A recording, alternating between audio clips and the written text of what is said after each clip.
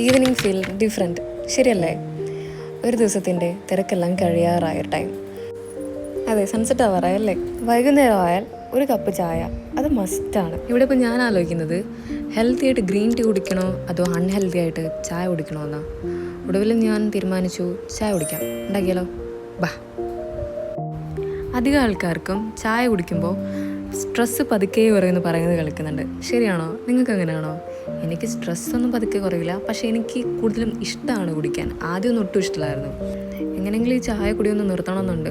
രാവിലെ ആകുമ്പോൾ വിചാരിക്കും വൈകിട്ട് കുടിക്കേണ്ടത്, വൈകിട്ട് ആകുമ്പോൾ വിചാരിക്കും ഇനി രാവിലെ കുടിക്കേണ്ടത്. ഇങ്ങനെയെങ്കിലും ഓരോ ദിവസം പോകും.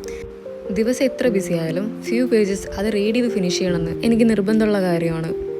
ഈ ചായ കുടിച്ച് തീർക്കുന്നവരെ നമുക്ക് സമയമുള്ളൂ. അതിനുള്ളിൽ ഈ പേജസ് നമുക്ക് കംപ്ലീറ്റ് ചെയ്യണം. ഒരു പ്രത്യേക ഫീലാണ് വൈകിട്ട് ഈ ബുക്ക് റീഡ് ചെയ്യുന്നതും അതിൻ്റെ കൂടെ ഒരു ചായയും. എന്തോ ഒരു വെറൈറ്റി ഫീൽ എനിക്ക് ഫീൽ ചെയ്യുന്നുണ്ട്. നിങ്ങളിങ്ങനാണോ? ചായ കുടിച്ച് തീർന്നപ്പോഴേക്കും നമ്മുടെ പേജസും കംപ്ലീറ്റ് ചെയ്യാറായി. ഞാൻ ഉണ്ടാക്കിയതുകൊണ്ട് പറയല്ല കേട്ടോ, നല്ല ചായയായിരുന്നു. ഇതെങ്ങനെ നിർത്തുമെന്ന് ഞാൻ ആലോചിക്കുന്നത് ഇപ്പം. ഇനി എന്താണ് നെക്സ്റ്റ് എന്നുള്ളതാണ് ആലോചിക്കുന്നത്.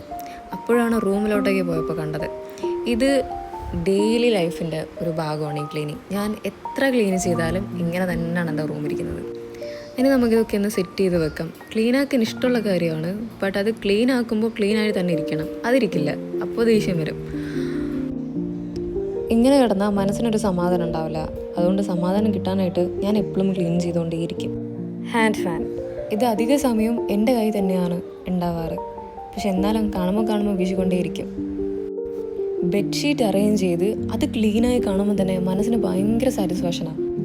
അങ്ങനെ ഓൾമോസ്റ്റ് നമ്മളെല്ലാം സെറ്റ് ചെയ്ത് ക്ലീൻ ചെയ്ത് ഫ്രഷ് ആയിട്ട് വെച്ചിട്ടുണ്ട്. അപ്പോൾ ശരിയെന്നാൽ ഇനി നമുക്ക് നെക്സ്റ്റ് വീഡിയോയിൽ കാണാം.